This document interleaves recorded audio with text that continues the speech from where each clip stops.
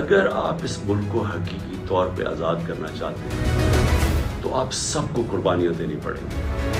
کبھی بھی آزادی قربانیوں کے بغیر نہیں ملتی۔ جو چھوٹا سا طبقہ قبضہ کر کے بیٹھ جاتا ہے، اگر آپ کا کسی کا خیال ہے کہ یہ جو قبضہ گروپ آرام سے چھوڑ کے چلا جائے گا، غلط فہمی میں نہ رہے۔ آزادی کے لیے قربانی اور جدوجہد دینی پڑتی ہے۔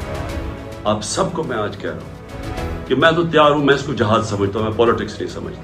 آپ نے خوفزدہ ہو کے اپنی آزادی کی تحریک سے پیچھے نہیں ہٹنا، کیونکہ ایسا موقع شاید آئے نہ، جو اس وقت قوم کھڑی ہوگی اور جو شعور آ گیا قوم میں، جو ہمارے نوجوان آج کھڑے ہو گئے ہیں، آپ نے اب اس سے پیچھے نہیں ہٹنا۔ یہ تحریک ادھر پہنچے گی جدھر ہم اپنے آپ کو ایسے ایک وہ پاکستان بنے گا جدھر ہمیں کوئی خوف نہیں ہوگا کہ ہمارے اوپر کوئی ظلم کر سکے۔